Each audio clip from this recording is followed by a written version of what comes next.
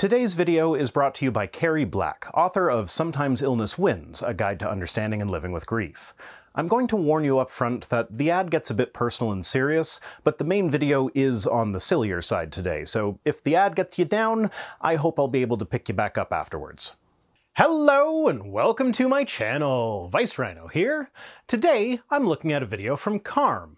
No, not the CBSA Assessment Revenue Management System, which is what you'll find if you Google CARM. Bold choice of them to have one of the letters of their acronym be an initialism, but rather Matt Slick's Christian Apologetics and Research Ministry. And yeah, those of you who are familiar with Matt Slick will be groaning in pain right now. But when I discovered the CBSA thing, I stumbled across a little detail that might end up with me believing in curses.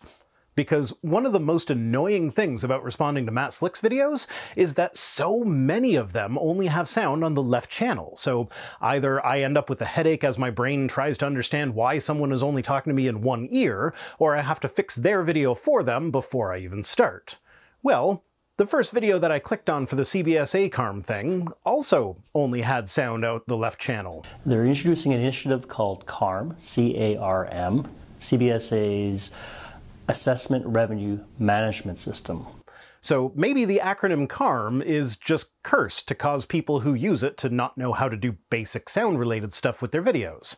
Anyway, in this video, Matt talks about how atheism fails to account for morality, so let's take a look. But first, a word from our sponsor, Sometimes Illness Wins, A Guide for Understanding and Living with Grief by Carrie Black. When author Carrie Black faced the passing of her daughter, well-meaning people tried so hard to help by giving her books on grieving, but nothing she found was just right. So she wrote a book that she wished existed, Sometimes Illness Wins. It's an illustrated book for all ages about navigating the loss of someone special. Written with the distraught brain in mind, it's an entry-level distillation of available information about the grieving process, what to expect, and what can help. Everyone in my house got a copy of it when Mrs. Rhino passed away, so everyone could make their own notes in it, write their own thoughts and feelings, but reading it together was also a bonding experience.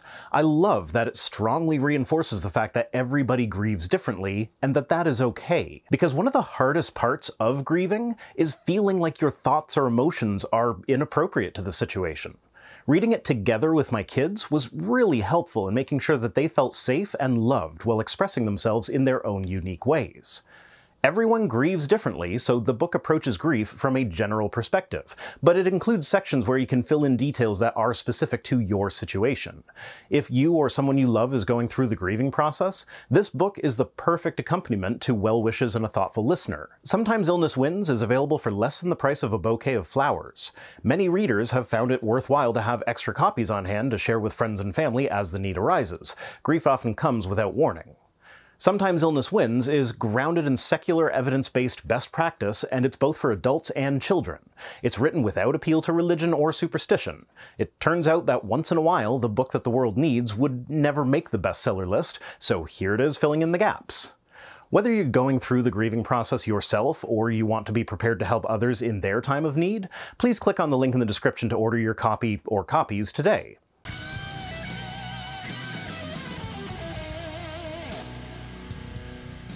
As a worldview, atheism is intellectually bankrupt and is wrought with philosophical problems. Ooh, starting off strong. And you know that if I ever said something like that about Christianity, I would be accused of being disrespectful towards other people's belief systems?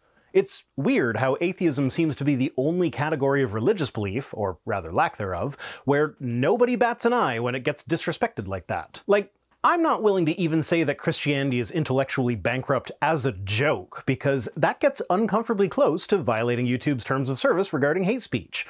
I mean, it's probably fine. Their policy is against promoting hate or violence against a protected group, not against insulting their intelligence. But given the subjective nature of how those violations are evaluated, I'm not willing to risk it. But you don't have to go far to find Christian apologists talking about the evils of not agreeing with them about the existence of God.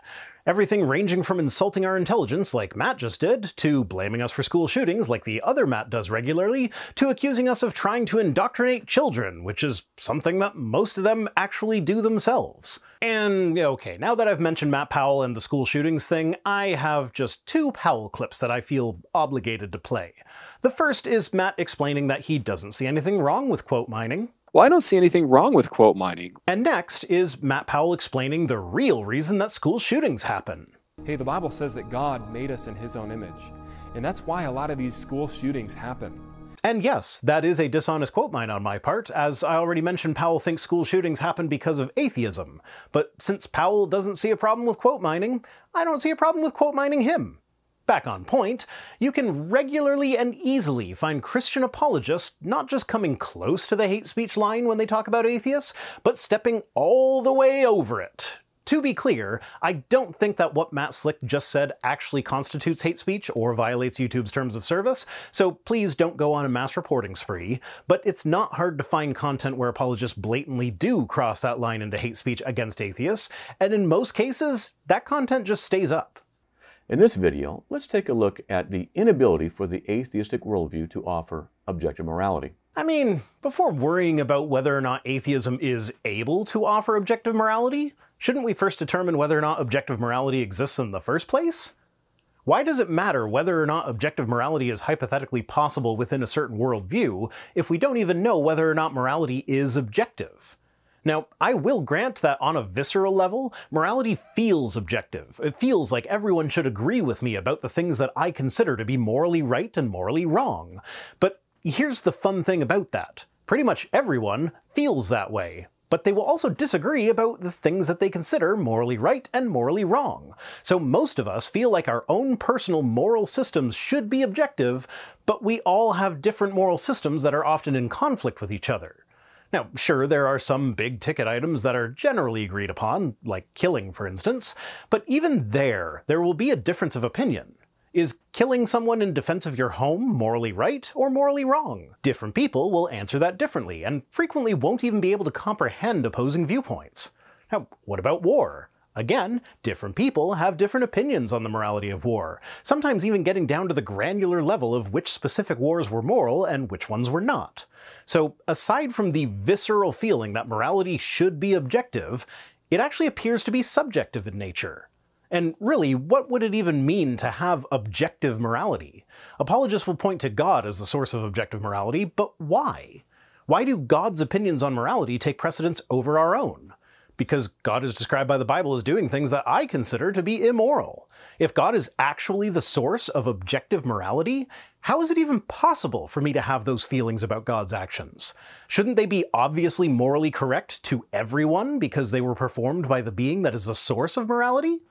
At the end of the day, appealing to God as a source of morality is still subjective morality. You've just decided that morality is determined on a might makes right basis. God is more powerful than us, so he gets to impose his subjective moral system onto us. First, I need to clarify that atheists can be morally good. They can even be people of integrity. As can Christians. They just have to borrow from secular morality in order to do it, because if they followed the moral code laid out in the Bible, they'd probably be in prison. But that isn't the issue. Having good morals doesn't mean you have an objective moral standard. You're right, it doesn't. And notably, saying morality comes from God also doesn't mean you have an objective moral standard. It just means that you have asserted that God's subjective moral standard is the one that we should try to follow, even when it goes against our own moral standard. One atheist's good morals might only be coincidentally consistent with the true objective morality where another atheist isn't. Well, same kind of goes for Christians. Take the killing in defense of your home example that I used earlier.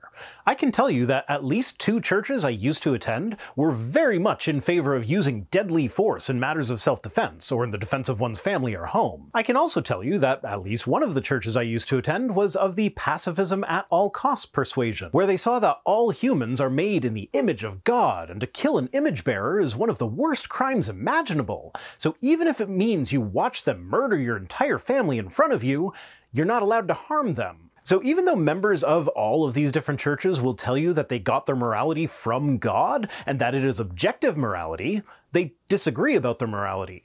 How are we supposed to figure out which of them actually gets their morality from God and which does not? Now, the apologist's answer here will undoubtedly be one of 2 things. Either that you need to pray about it and see where the Holy Spirit leads you, or to compare the proposed morality to the morality laid out in the Bible.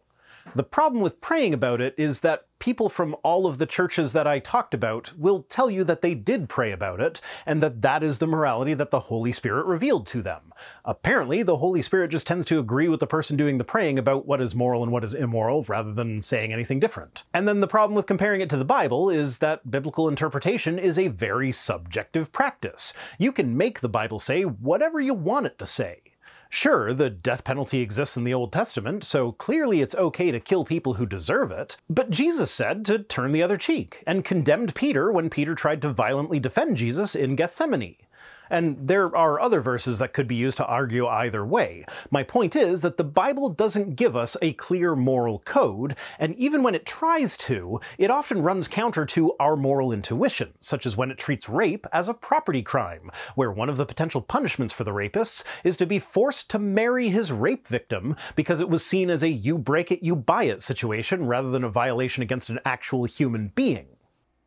Objective morals are those that are based outside of yourself. Well, strictly speaking, when something is objective, what that actually means is that it is the case regardless of the presence of a mind. So if there is a rock on a beach, that rock exists independent of the minds that perceive it. If all of the minds of the universe suddenly disappeared, that rock will still be there, on that beach. So in this hypothetical, that rock is an objective fact. It is just a fact of reality that that rock is there. Can the same be said of morality? Even when we humans call things like natural disasters evil, they are evil in the sense that they cause suffering. Remove all the minds from the equation, and it was just a bit of rock shaking for that earthquake, or a bit of wind blowing during that tornado. The hurricane that we see as the red spot on Jupiter is not evil, it's just there, existing. And if there are no minds left in the universe, then there are no beings left that could do evil things to each other. So that kind of morality ceases to exist altogether. The very existence of morality is entirely dependent on the existence of subjects. Remove the subjects, and morality ceases to exist. So morality must, therefore, be subjective. Even if God exists and is himself the standard of morality, he is a mind, a subject. The existence of morality depends on the existence of this subject. Ergo, it is subjective, by definition. Just go through the same thought process here. If you think that morality originates with God, then it cannot be objective, because if God were not to exist, then morality would not exist. So morality is dependent upon God as a subject for its existence. In order for it to actually be objective, it would have to be independent of God. It would have to be its own thing, where it does not rely on the existence of anything else. By insisting that God is necessary for morality to exist, you are necessarily saying that morality is subjective, because its existence depends on the existence of a subject. Subjective morals are those that depend on you, your situation, your culture, and your preferences. In other words, basically all the morals. Actually, scratch that, given the subjective nature of morality, not basically all the morals, just all the morals. So yeah, that is what morality is, whether you like it or not. Subjective morals change. They can become contradictory and might differ from person to person. This is the best that atheism has to offer us as a worldview. And despite your claims to the contrary, it's also the best that Christianity can offer us as a worldview. I know you're not happy about that, and so that's why you pretend that God's existence would somehow make morality objective instead of subjective, but as it turns out, you're just wrong. And the fact that you don't like how morality actually works doesn't make it stop working that way. Now think about it. In atheism, there is no moral right and wrong. Morality is subjective is not the same as there is no right and wrong. Something can be wrong and subjective at the same time. In fact, as far as the big moral questions are concerned, humans do tend to largely agree with each other, and so we do things like codify those morals into a system of laws that will prevent people who disagree with them from taking those actions and punish them if they do anyway. Now, I have a prediction to make at this point. There's 4 minutes and 20 seconds left of his video, Blaze, and I bet that he is not going to actually make any arguments to support the actual existence of objective morality. He's just going to make arguments that appeal to emotion. For instance, without objective morality, there could be a scenario in which murder is not wrong. And no, he will not recognize the irony of advocating for a system where you have to call killing by 2 different names in order to distinguish between killing that is moral and killing that is immoral, all while complaining that atheists have a moral system where sometimes murder might not be wrong. There is no moral should and shouldn't. Why? Well, because when you remove God, you remove the standard by which objective moral truth is established. Ah, now that's a potentially interesting point. Because here's the thing. I've actually been slightly misrepresenting things here. I know, I'm not supposed to admit that. I'm supposed to pretend like my position is stronger than it actually is in order to win. At least, if I wanted to behave like an apologist, that's what I would do. But I've kind of been describing absolute morality here rather than objective morality. But that is an important distinction to make. Because, to again return to my example of killing versus murder, in a system of objective morality, that is a valid distinction. The idea is that any given action can be evaluated and objectively be determined to be morally right or morally wrong. Absolute morality is where one particular action is right or wrong regardless of the circumstances. So absolute morality would say that killing is wrong. Period. No exceptions. And that's where the BIC church that I went to got the idea that killing someone to defend your home or family is wrong, because killing is always wrong. So with objective morality, we don't need something saying X is wrong. What we need is a system that we can use to evaluate an action to determine whether it is right or wrong. We need an objective standard of measurement, if you will. Now, Matt claims that such a standard cannot exist without God, but the thing is, the standard is rather arbitrary. Once you have it, you can figure out whether something is objectively right or objectively wrong based on it, but what it is doesn't really matter as long as it's something that most people can agree on. Matt's standard is God, specifically the God of the Bible, which strikes me as a really bad standard to use, because then, under that system of objective morality, genocide isn't always morally wrong. Slavery isn't always morally wrong. Rape is sometimes just a property crime where the perpetrator has to pay the woman's father and then marry his victim in order to compensate her father for making his daughter less valuable on the marriage market. It just doesn't work as a moral system. But, I mean, as an atheist, I don't even have a standard because God doesn't exist. Well, here's the thing. God doesn't get to be the standard just by virtue of his existence. You have to explain why God gets to be the standard. And typically the explanation revolves around the fact that he created us. But that's not really an answer.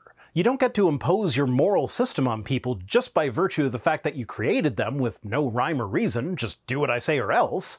So why should we use the heinous moral code that is laid out in the Bible as the standard of objective morality? I have never heard a good answer to this question. It always boils down to either, but he created us though, or might makes right. So then, what standard would I, an atheist, propose that we use? Easy. Harm reduction and pleasure maximization. And just for clarity, when I say pleasure in this context, it's kind of just a catch-all for any sort of benefit, not necessarily one that causes direct physical or emotional pleasure. Like, if I don't get murdered today, I'm not going to sit down at the end of the day and say, gee, I'm so happy that I didn't get murdered today. But I do prefer to be alive rather than dead. So when looking at the act of murder, my preference to be alive counts as an increase in pleasure for the purposes of this discussion. Same goes for harm, actually. It doesn't have to be direct, tangible, physical harm. It could just be a preference. Like, I'd rather not eat pizza today because I had pizza for the last 5 days in a row, but it's pizza for dinner again today anyway. Pizza is still good, but because I'm not in the mood for it, we could call that harm. So, with this as the standard, we can measure the consequences of any action in order to determine whether it has caused a net increase in pleasure or a net increase in harm. Now, I use the term net increase because most actions will have mixed consequences. They will cause some harm increase and some pleasure increase. So if it causes more pleasure than harm, then that's a net increase in pleasure and vice versa. So we can say that murder is objectively wrong because the harm done to the victim is significantly greater than the pleasure that the murderer derives from the act. And we can apply this to different scenarios. Defending yourself can be morally correct because you are protecting yourself from harm. Worst case scenario here is that this becomes a morally neutral position where you take a life instead of having your own life taken. Tit for tat. Of course, this system isn't perfect. You could argue that something like genocide is justifiable when using this as the standard of morality, because hypothetically it is possible that the continued existence of a particular society will cause a greater net increase in harm than the increase in harm that would be caused by exterminating them. But the fact of the matter is that we can never know the hypothetical future impact of events on the scale required for making such a justification, so we should look at what we can actually see. And what we see is that genocide always seems to have a greater increase in harm than pleasure, and by a significant amount. So for all intents and purposes, genocide being wrong becomes a moral absolute in this system. Now, of course, the apologist at this point is free to say, "Aha, gotcha! You said that genocide could be a hypothetically moral action if you have enough information to determine that it would actually result in a net increase in pleasure, and yet you say God is an immoral monster for commanding and committing genocide, when God is just the kind of being who would actually have enough information to determine that it would be a net increase in pleasure. Ha! Gotcha!" To which I will say, okay, I'll grant your point there. But in doing so, you have now admitted that it is not God that is the standard of morality, it is the reduction of harm and the increase in pleasure, and so you are now borrowing from secular morality in order to justify God's actions. If God were actually the standard of morality, you wouldn't need to do that. It would just be that genocide is okay when God commands it, because God is the standard of morality. No other reason is required. But apologists don't do that when talking about the biblical genocides. They inevitably appeal to some heinous and immoral behavior of the societies that got wiped out, in acknowledgement that our moral standard is rooted in a cost-benefit analysis rather than in God's nature. We need to understand this was not an arbitrary ethnic cleansing, but in fact, this is a specific judgment on a morally degraded people. God's command for Israel to drive out the Canaanites was not race-based, but behavior-based, as the Canaanites engaged in acts that would be considered criminal in civilized societies. First, it starts off with incest, and then it goes into adultery, then it goes into offering your children to Molech, homosexual sins, and then bestiality. And we know from Canaanite primary source documents that all of these things were being practiced by the Canaanites. He gives reasons, right? He doesn't just wake up like a mob boss and go, "Canaanites, I want them dead," right? He's got reasons for it. And probably the biggest reason, after 400 years of warning, is that the Canaanites were sacrificing their children on the molten hot god Molech, this idol. This means that God is not required for objective morality to exist. In atheism, morality is up for grabs. In an atheistic worldview, lying, cheating, and stealing are neither right or wrong. Well, it depends on the context in which the lying, cheating, or stealing takes place. For instance, most people don't have a problem with the idea of lying to their kids to tell them that Santa Claus exists. A magic show is all about someone who is cheating flamboyantly, and we watch them for entertainment. They aren't immoral. And stealing is probably the easiest one on this list to justify. It's basically a trope in media to have a sympathetic character get caught stealing a necessary item like food. And culturally, it's become socially acceptable for people to turn a blind eye when they see people stealing things like baby formula, food, or diapers. So the people that advocate for turning a blind eye in that situation would have no problem agreeing that sometimes stealing is okay. But I mean, Matt here would probably condemn all those things as being part of sinful culture, so let's see what God thinks about these things. First, there is no admonition against lying in the Bible, no rule that is just "thou shalt not lie." Now, yeah, the 9th commandment is "thou shalt not bear false witness," but that is arguably talking more about a legal setting where you are lying to either get someone into legal trouble or out of legal trouble. But that aside, God himself lies on occasion. Ezekiel 14:9 says, "And if the prophet is deceived and speaks a word, I, the Lord, have deceived that prophet." 2 Chronicles 18:22 says, "The Lord has put a lying spirit in the mouths of these your prophets." Jeremiah 27 says, "O Lord, you have deceived me, and I was deceived." So if God is the standard of objective morality, then lying is at least occasionally permissible. Now, how about cheating? Well, when God was wrestling with Jacob, Jacob was winning, so God cheated and knocked his hip out of his socket. Now, fun sidebar that isn't very well supported, but I wouldn't be me if I didn't bring it up. Thigh is often a biblical euphemism for dick. So it's possible that this story has God cheating not by knocking his thigh out of its socket, but by punching him in the dick. Also, apparently the word testify has an etymological connection to the word testicle. Linguists are unclear as to the exact nature of this relationship, but one of the explanations, which is the one that I like best, so I choose to believe that it's the correct explanation, is that apparently in ancient Rome, when men were giving testimony in court, they would put their hand on their testicles and then swear by them to tell the truth, much like people do with Bibles today. The testicle thing actually seems to be more binding, if you ask me. I can't really find a great source for that story, so take it with a grain of salt, but I couldn't not mention it after reading it. Anyway, back on point, God cheated while wrestling by punching Jacob in the dick. Also, in the story of Samson, it could be said that Samson's riddle was a cheat. If you're not familiar with the story, Samson married a dirty, filthy Philistine foreigner. Samson's parents would much rather that he married one of his relatives, because that's great. But before the wedding, as he traveled back and forth from her house, at one point he killed a lion along the way. On another day, he noticed that some honeybees had made a hive in the lion's body, so he scooped out some honey to eat as a snack on his way, just like licking it right off of his fingers like a true cultured gentleman. Fast forward to the marriage feast, and he makes a wager with the Philistines that were there. If they could solve his riddle, he'd give them a bunch of fine clothing. But if they couldn't solve it, they'd have to give him a bunch of fine clothing. The riddle was, out of the eater came something to eat, out of the strong came something sweet. This isn't a riddle. Without having Samson's exact life experiences up to that point, there's no way to work out what he's talking about from the riddle itself. It's akin to Bilbo's final riddle for Gollum being, "What's this in my pocket?" That was a bit of a cheat. You can't figure out the answer from the question, so it's not really a riddle. So the Philistines were, understandably, unable to solve the riddle, so they got the answer from Samson's wife. Now, up to this point, you can't even really say that God approved of this behavior from Samson. It's just a story of what happened. It's not saying that Samson was in the right here. But when he realizes that they got the answer from his wife, it says, "And the Spirit of the Lord rushed upon him, and he went down to Ashkelon and struck down 30 men of the town and took their spoil and gave the garments to those who had told the riddle." So God's reaction to Samson's cheating at the riddle game was to help him cheat his way out of having to actually give anything up when it turned out that he lost the riddle game in spite of his cheating. So on some occasions, God is okay with cheating.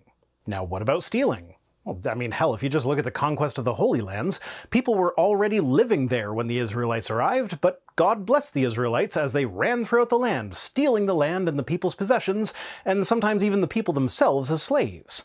So clearly, stealing is okay with God in some scenarios. They are phenomena to which, if the atheist so decides, moral values can be assigned. Well, in the Christian worldview, they are phenomena that could be right or wrong depending on God's subjective opinion of the circumstances surrounding them. I don't see how that's any better. It's worse, in fact, because then you have people claiming to speak on behalf of this God, telling people to do things that, using secular moral frameworks, would objectively be wrong. But with the Christian framework, we have no way of knowing if it's right or wrong, because it depends on what God thinks of the action, and God doesn't speak for himself. So how do we know when someone who claims to speak on behalf of God is lying about it? We don't. So in the secular system, it's pretty easy to figure out the answer to most moral questions. But in the Christian system, it can be damn near impossible, because different people who claim to speak for God will say different things about the same scenario, and both will be able to back up their position by referencing scripture. The only way to really tell what is right or wrong when people who claim to speak for God are giving you conflicting information is to use secular morality to evaluate the consequences of the various potential courses of action. Sure, the atheist might say that we all should want to help society function properly, and it does not benefit society as a whole to lie, cheat, and steal. But this is a weak intellectual argument. And if we're being intellectually honest, it's helpful to keep in mind that the ultimate source of morality is really most likely evolution. We evolved to find certain things moral and immoral because that system of morality helped us survive and thrive.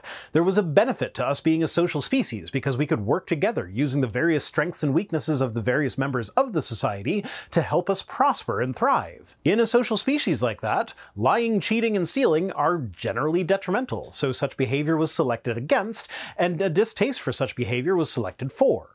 And because evolution works by selecting variation from a host of traits that already exist, there likely has never been, nor will there ever be, homogeneity among people and their moral opinions. There will always be bad actors who feel that their actions are morally justified, but the rest of society disagrees with that, and so will take steps to prevent them from being bad actors or to punish them for their bad actions.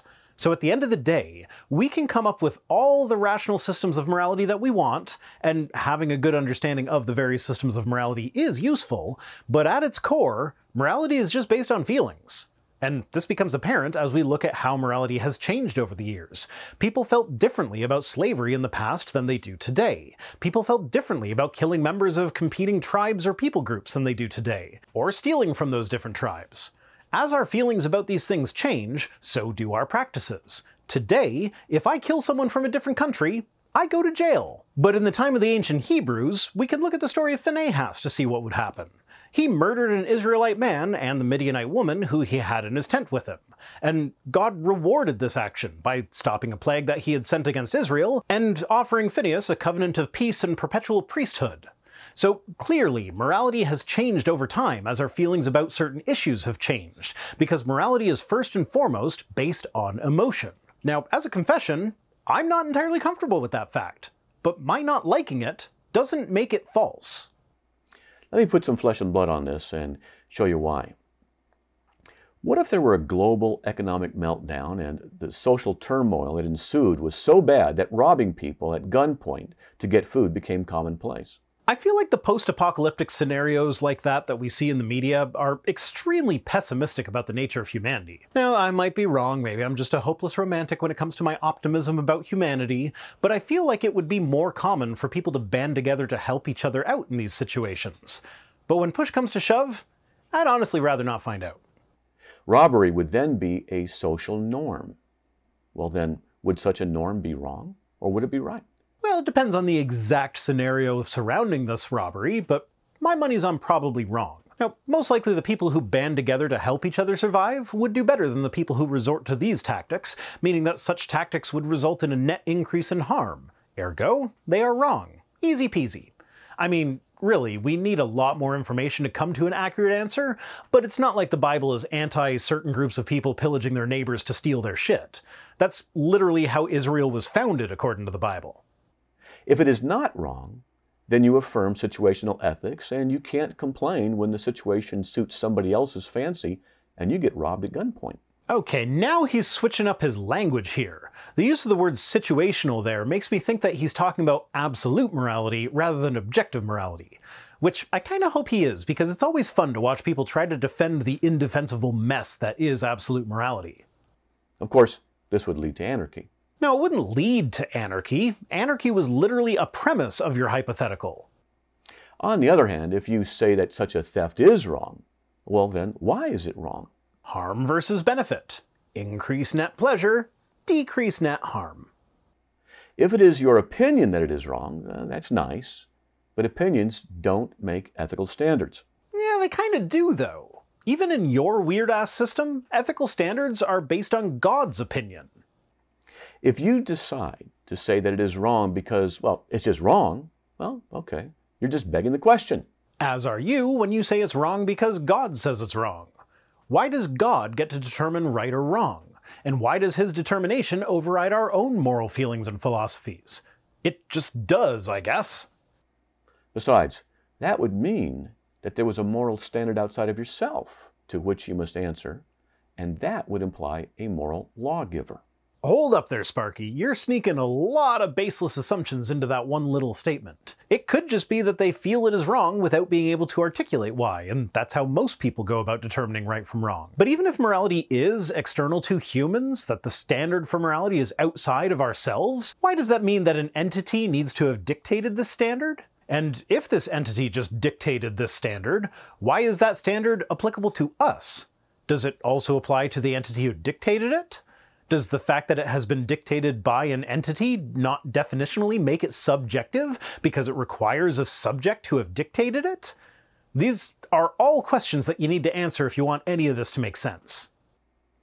Anyway, some atheists maintain that the best moral system is that which brings the greatest happiness, the least amount of suffering, and the greatest freedom for as many people as possible. Yeah, that's roughly equivalent to the system I've laid out here, so close enough. Well, that's a nice sentiment, but it doesn't work either. Well, for a system that doesn't work, according to you, it does seem to be what the apologists default to when asked about God's immoral behavior in the Bible. So, given that the people who advocate for God as the source of morality have to abandon that source and appeal to this moral standard in order to defend God, I'd say that it works better than God does as the source of morality. Take a look at slavery, for example.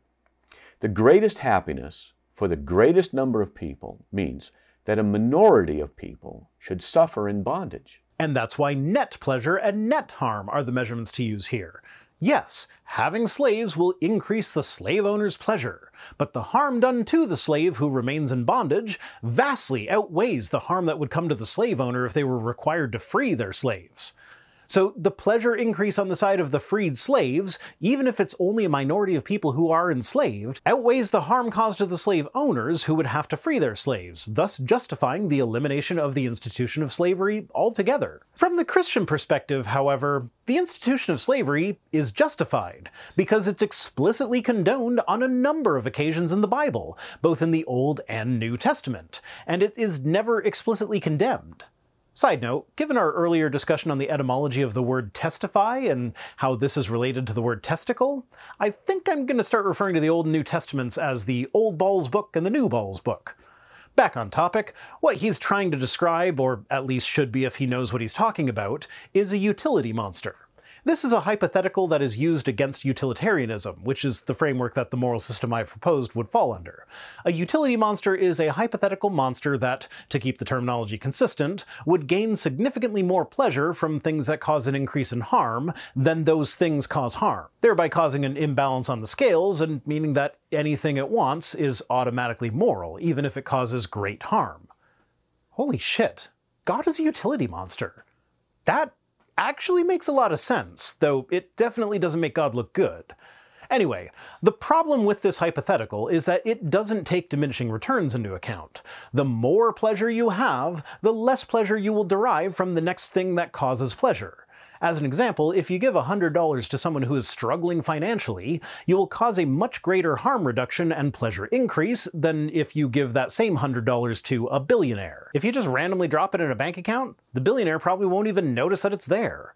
But you can bet your ass that someone who's late on their hydro bill will notice that they've got a bit of cash, and it'll make a significantly larger impact on their life. So the more pleasure units somebody already has, the less valuable the next pleasure unit will be to them. So spreading them around as equally as possible will always be the most efficient use of them. Of course, this is talking about pleasure as if it were some discrete and finite resource when it's really not, but the same principle applies. If someone is rich enough to own slaves, then they're probably also rich enough to have a happy and successful life that doesn't rely on slaves. So they will still have an abundance of pleasure units, and the slaves that are freed will gain many more pleasure units than their former masters will lose, because they started out at a much lower point, and so haven't been affected by the diminishing returns. Also, asking for pleasure units is how I'm going to initiate sex from now on. Woman! I require more pleasure units! No. Oh. This way, the greatest amount of freedom for the majority is ensured. How so? Does freedom for the majority require a minority to be enslaved? I don't think that it does.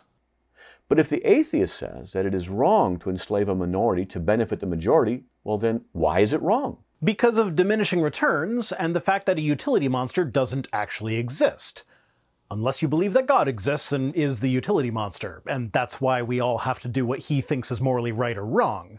And really, that actually does fit in with a lot of what people say about God. Like, for instance, the justification for eternal torment for finite crimes is that any crime committed against an infinite being is an infinite crime. Or, to rephrase, God gets more pleasure units from infinitely torturing people who have wronged him than those people lose from being tortured. So since God is the utility monster, we need to feed the utility monster. That's the moral thing to do. Because he said so? No, that's your side that relies on the because he said so thing. We generally try to explain our reasoning behind stuff like that.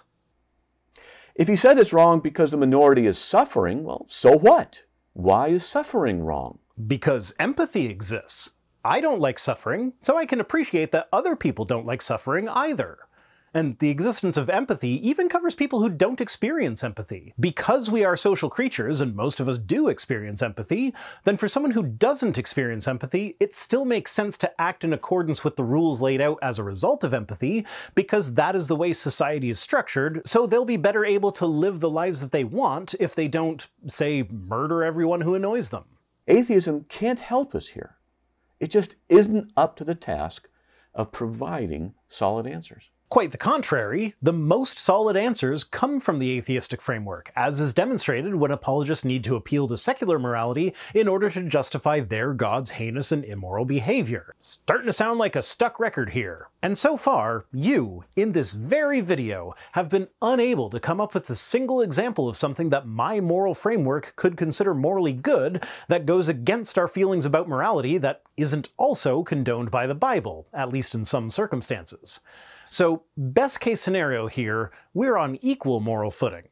But in actuality, my system wins because you have to use it to justify yours. Let me reiterate by saying that atheism offers a subjective moral system that is based on human experience, human conditions, and human reason. As does Christianity. It just pretends that it doesn't. By its very nature, such moral evaluation is relativistic, dangerous, can change, can become self-contradictory, and can lead to anarchy. Relativistic? Yeah. Changes? Sort of. It's not so much that the morality itself changes, but rather that we become aware of new factors that can affect whether or not we consider something to be moral. The rest of that? Pure baseless assertion.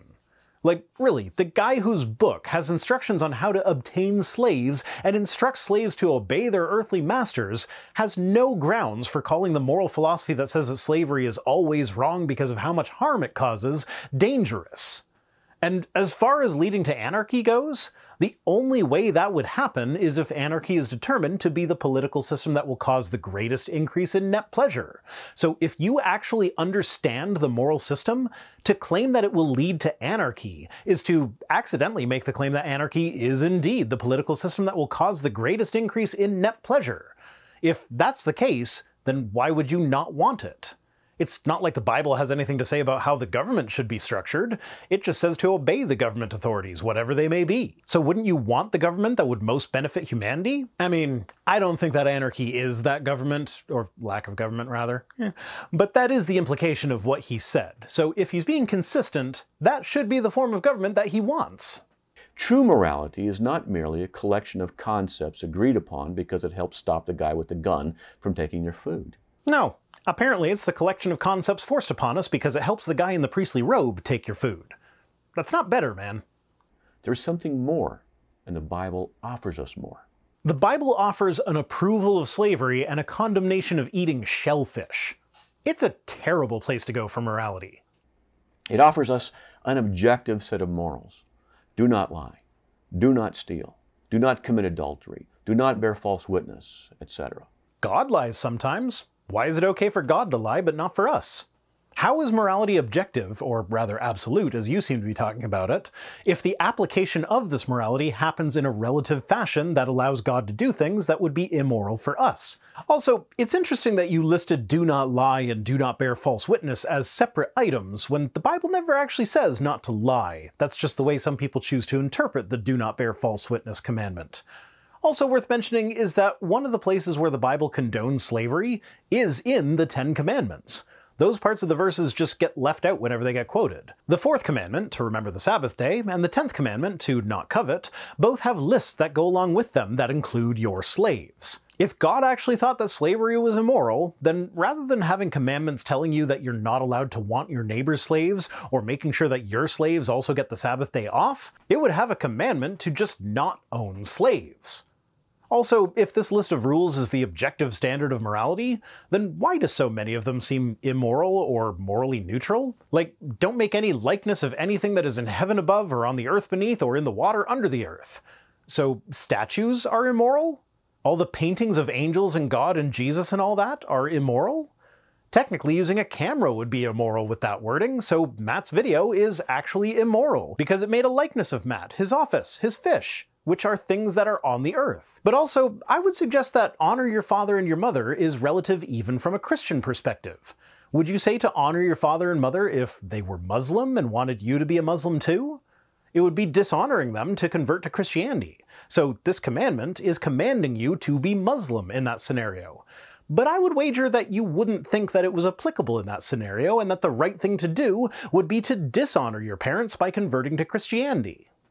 These morals don't change depending on your opinion, your situation, or your personal preferences. And having an immutable moral code like that is not a good thing, because when we figured out later that slavery was wrong, we're now stuck with a moral code that says it's okay in spite of the fact that we now believe it to be not okay. And then you end up with apologists trying to soften biblical slavery to make it seem more palatable, knowing that they have to somehow justify biblical slavery while still appealing to our moral code that has come to consider slavery to be immoral. Hell, even the action of justifying biblical slavery shows the apologists to be borrowing from secular morality.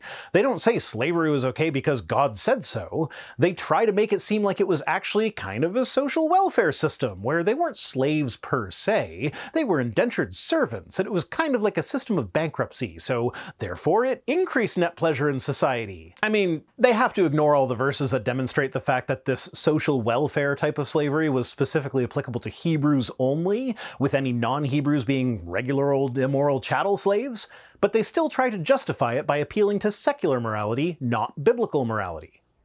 They're based on God's character, and since God does not change, these morals don't either. Except when they do. You can actually see the morality of the ancient Hebrew culture changing in the Bible itself. In Exodus, for instance, the nice form of slavery, so to speak, is specific to Hebrew men, leaving us with the impression that the women are chattel slaves. In Deuteronomy, though, it explicitly includes women in this gentler form of slavery. In the Old Ball's book, Old Testament, polygamy is the norm and is never condemned or forbidden. In the New Ball's book, it isn't outright condemned, but it does seem to be frowned upon, with one of the requirements for certain church leadership positions being that they have only one wife and that they are their wife's only husband. So we can see that biblical morality did not remain consistent throughout the writing of the Bible. And then if we study church history, what the church considers moral also continued to change. If Matt here went back in time a few centuries, the church authorities of the time would look at him the same way that he looks at progressive Christians who are accepting of things like gay marriage or the existence of trans people today. Go back far enough, and he could even be put to death for heresy. Now, I'm sure he'll attribute this to human misunderstanding of God's perfect moral system, but since God never bothers to come down and clear any of this stuff up himself, I fail to see how that solves the problem. Therefore, it is always wrong to lie, always wrong to steal, to commit adultery, and to bear false witness. I dare say that Matt is of the variety of Christian who would say that it is morally wrong to lie to a Nazi in order to hide a Jew. Now, in my view, that's a pretty clear-cut example of when it would be most definitely morally good to tell a lie. Hell, the Bible even agrees with me on this. Rahab is, in the New Ball's book, referred to as being a person of faith and good works. What good works did she do? She lied to the soldiers of Jericho to protect the Jewish spies, allowing them to complete their mission. Now, why would the Bible use her as an example of someone who does good works, when the only works she is said to have done are prostitution and lying to protect the spies? Are prostitution and lying not wrong in your view? Well, you just said that lying is never morally right, so I guess prostitution is morally right, and she was one hell of a good prostitute. But not so in atheism's empty moral vacuum, because morality is formed in a subjective manner in atheism. I mean, I've already thoroughly addressed this, so at this point, I'm just going to resort to schoolyard tactics. No, you. So, let me ask you, after an economic meltdown, when an armed stranger is approaching you in the dark on a road, and you're taking food home to your hungry family, who would you rather the stranger be? A Christian who believes stealing is wrong and that God is watching? Or the atheist who sees a need and points his gun at you as he adapts his ethical situation to suit the moment? Well, given the fact that I'm an atheist, and given the history that Christianity has of being completely willing to do harm, up to and including killing non-Christians, I mean, just look up the Crusades sometime if you don't believe me, I'd prefer if that person were an atheist. That's it for this one. Today's comment of the day comes to us from Remy Schmidt, who says, Netherlands here, dik and hout are two Dutch words meaning thick, as in too thick to break by hand, and wood, as in wooden plank. A lot of American and Canadian words are derived from European non-English words of the original settlers. Okay, this makes that dick out road thing so much better, because now not only does it sound dirty because, you know, dick out, but it literally means thick wood. Dik hout. Dik hout. I love it.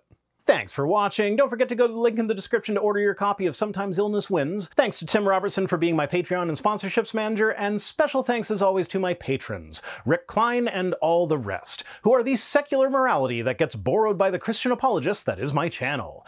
If you'd like to be used to justify immoral actions while simultaneously claiming that the immoral actor is actually the ultimate source of all morality, you can join us on Patreon for as little as $1 per week over at patreon.com/ViceRhino, or by supporting the channel in one of the other methods that can be found at links.vicerhino.com, which is also where you'll find links to my other projects. If for whatever reason you want to send me stuff, my P.O. Box address is in the description. See you next time!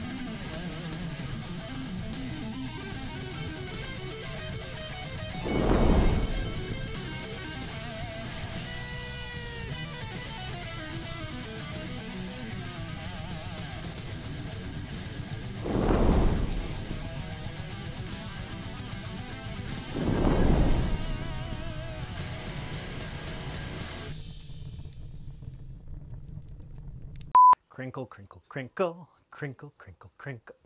I made a mistake. She saw that I made a mistake. Well, I didn't make a mistake. That thing made a mistake.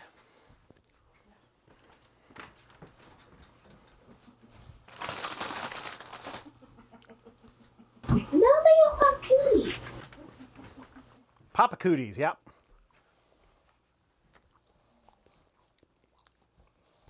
But I mean, the atheists don't even have it. It just doesn't work. They don't have a what? A moral standard. So no cooties?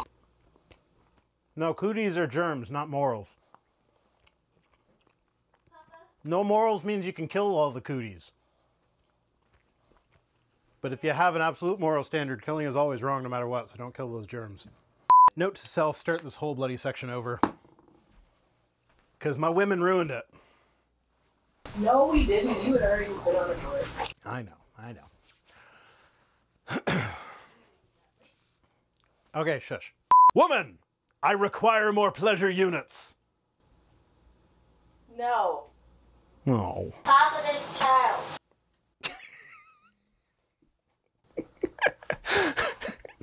Love you, Lily. I love you too, but you're kind of annoying sometimes. Sometimes? Let me rephrase that. Sometimes you're not annoying. Okay, that's better.